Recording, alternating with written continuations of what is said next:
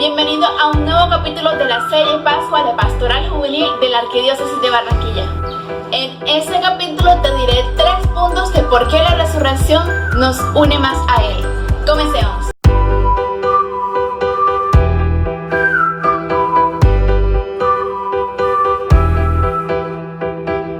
Primero, estamos unidos a Él por la fe. Cuando creemos en Cristo, somos unidos a Él por la fe. La comunión con Cristo significa que cuando Dios nos mira, Él no ve nuestra pecaminosidad, sino la justicia de Cristo. Significa que hemos muerto con Él y vivimos con Él. Esta unión solo es posible a través de la resurrección de Cristo. Es semejante a cuando una pareja se ha unido en matrimonio, que las cosas del esposo pertenecen a la esposa y viceversa. Los cristianos reciben la justicia de Cristo por medio de su unión con Él. La fe en la resurrección no es solo un anuncio que nos hacen de un hecho y que si queremos, lo creemos y que si no queremos, pues no, sino que es el anuncio del significado de estos hechos.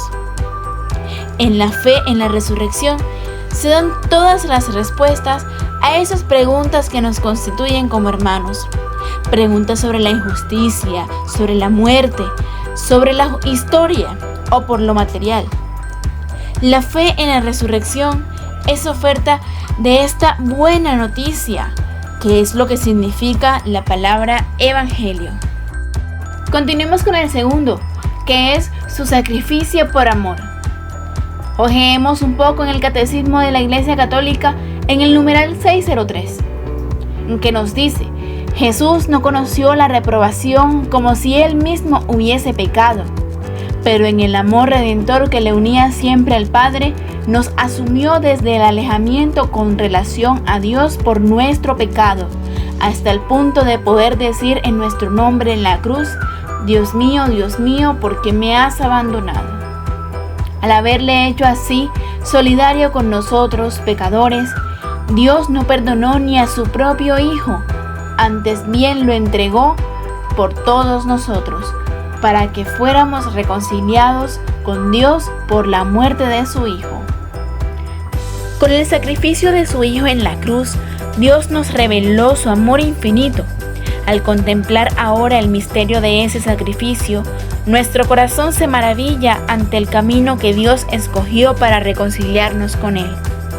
La entrega del Hijo por amor de Dios, que supera todo conocimiento y toda comprensión humana, nos devuelve la vida, nos muestra el camino de regreso al Padre Celestial y renueva profundamente nuestra relación con Dios. Pero Dios nuestro Señor envió a su Hijo al mundo no solo para demostrarnos su cercanía con el Padre amoroso y para que encarnado viviera entre nosotros como uno de nosotros sin dejar de ser Dios como era. El Hijo vino también para un sacrificio definitivo, para el sacrificio total que debía reconciliar al mundo con Dios y para que el amor de Dios en Él se revelara a todos en su máximo esplendor. El pecado que había traído la más grande desgracia a toda la humanidad debía ser vencido para siempre. Pero Jesús, en la más grande demostración de amor a Dios y a toda la humanidad, decidió hacer el sacrificio de su propia vida y derramar su sangre para pagar la enorme deuda que pesaba sobre nosotros por el pecado, para comprarnos a precio de sangre, para abrirnos las fuentes de la salvación y para darnos a todos la vida eterna. Continuemos con este último, pero no menos importante punto de la sexta razón de por qué la resurrección de Cristo es tan importante: el legado de la Eucaristía. Ojeemos un poco también en la Biblia, Mateo 26:26. Jesús se ha quedado en el pan y el vino con un único deseo: ser comulgado. El sagrario que Jesús anhela es un corazón de carne y hueso. Su deseo más profundo es habitar en el hombre, ser comulgado por las almas, hacerse uno con ellas. Toda persona de cualquier raza, color o condición puede acercarse a este gran banquete. Jesús se ha quedado en el pan y no en el oro o en un metal precioso, precisamente para que cualquier persona lo pueda comulgar. Lo único que nos pide es un corazón limpio de pecado, y para ella nos ha regalado el sacramento de la confesión. Porque eso sí, recibirle en pecado mortal es un error gravísimo y una ofensa a su majestad, además de acarrear una grave culpa para el alma que lo hace. Nos dice 1 Corintios 11:29, el que come y bebe indignamente el cuerpo y la sangre del Señor, come y bebe su propia condenación. El tema de la Eucaristía ocupa un amplio espacio en el Evangelio de Juan.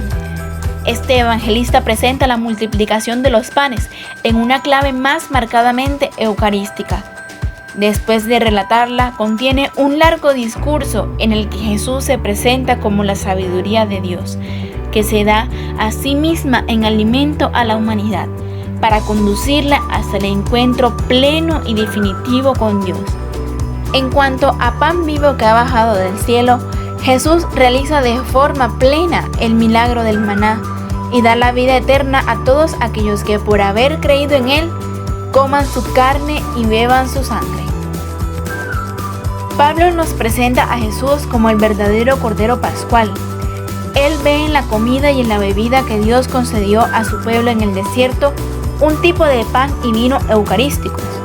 Además, subraya que no solamente la comunión que se crea por analogía de lo que sucede en los banquetes sacrificiales judíos entre todos los que participan de la cena y el Señor, sino también la unidad que se establece entre ellos. Puesto que solo hay un pan, todos formamos un solo cuerpo, pues todos participamos del mismo pan.